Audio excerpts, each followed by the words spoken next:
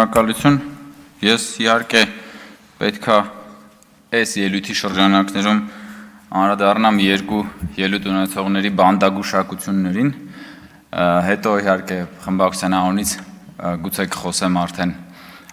օրակարգի ընդհանուր թեմաների վերաբերյալ, եւ քանի որ հենց նոր այստեղ խոսում էր Արմենուհի Գյուրեղյանը եւ խոսում էր հատկապես բռնապետությունից, Տիկին Գյուրեղյան, եթե Հայաստանում լիներ բռնապետություն, դուք ուղղակի պապանձված կլինեիք եւ դուք չէիք կարող այս ամբիոնից գալ եւ այդպիսի բաներ խոսել։ Դա ուղղակի աքսիոմատիկ ճշմարտություն է։ Որևէ երկրում, որտեղ կա բռնապետություն,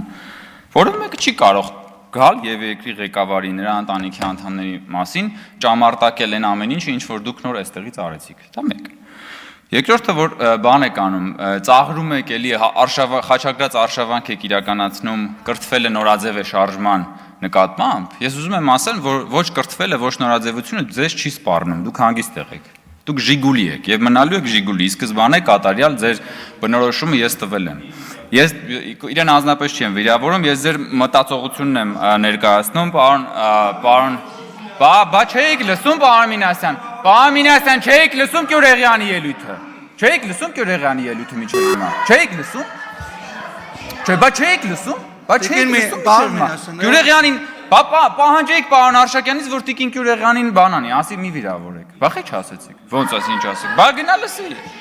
ավելի պարոն Մինասյան խնդրում եմ էլի եկեք, կգաք ելույթ կունենաք կարտահայտվեք։ Պարոն Մինասյան, տեղից Հիմա ես էլի եմ ասում, ձեզ չի սպառնում ոչ կրթությունը, ոչ նորաձևությունը, որովհետև դուք ի սկզբանե կատարյալ ժիգուլի եք, դրա նկարագրությունը տվել եմ։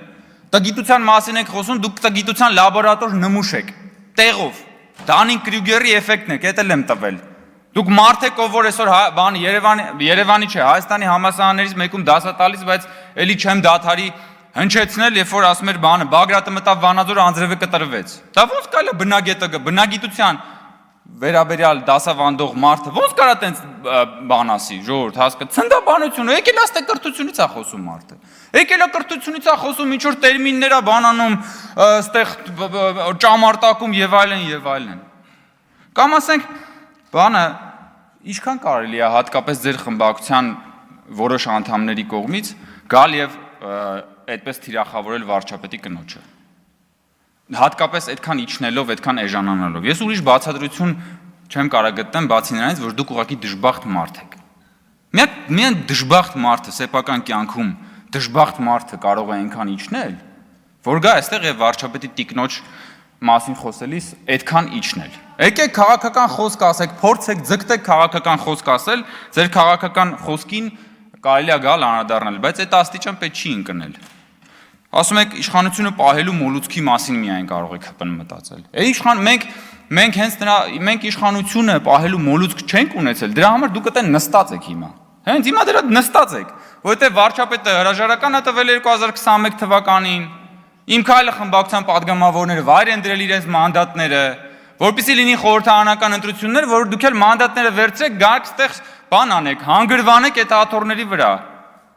Ու հիմնականում էլ զբաղվեք պարազիտությամբ, որովհետև որ նայում ենք ձեր քաղաքական գործունեությունը, դուք հիմնականում պարազիտանում եք այս ժողովրդի եւ այս պետության հարկատուների վրա։ Հիմա եկել եք, չգիտեմ ինչեր եք խոսում։ Կրթությունից եք խոսում, ծաղրում եք կրթություն։ Բա իհարկե դուք պետք է ծաղրեք կրթությունը, որովհետև դա ձեր բանին դեմ է։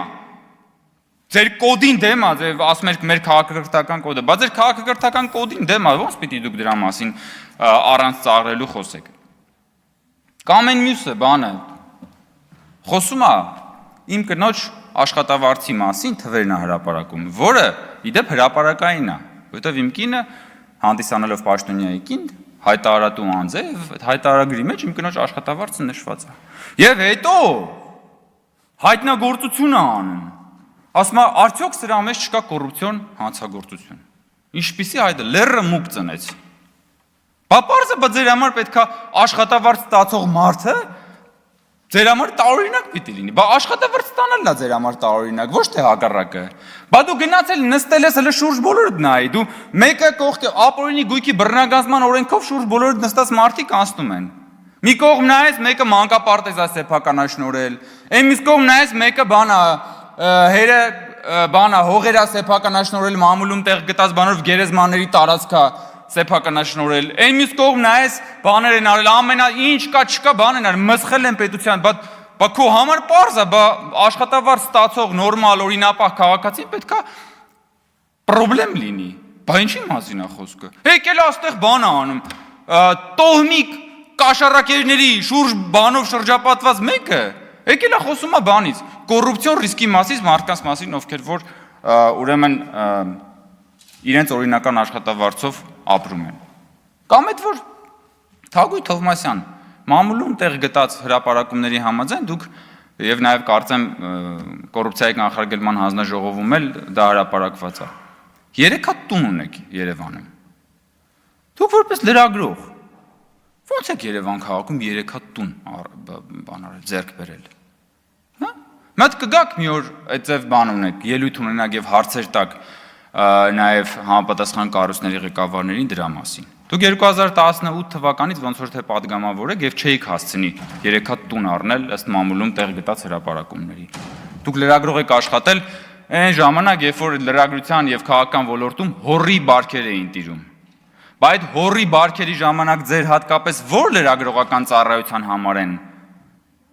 ինչ վարձատրություն են տվել, որ դուք ըստ մամուլի 3 հատ տուն ունեք Երևան քաղաքում։ Մենք դուք ձեզ նայեք հլը,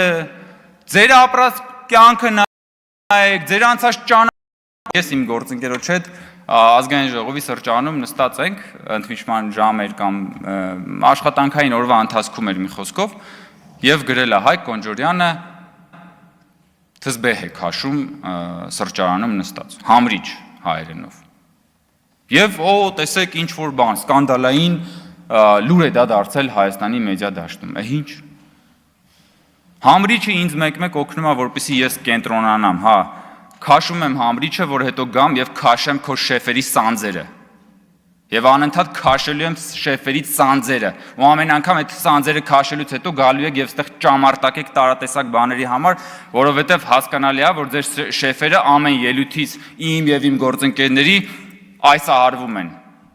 Կսիրերես բառը պարոն Մինասյանը։ Դիվահարվել է, այս արվել է, տարբեր հոմանիշներ կարելի է օգտագործել։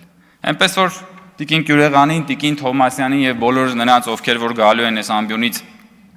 դատարկաբանություններ հնչեցնել, ես ուղղակի խորհուրդ եմ տալի, հարգելի գործընկերներ, մի քիչ մտածել, աշխատել ձեր վրա, հաղթահարել ձեր սեփական տգիտությունը եւ դադարել լինել ի սկզբանե կատարյալ Ժիգուլի։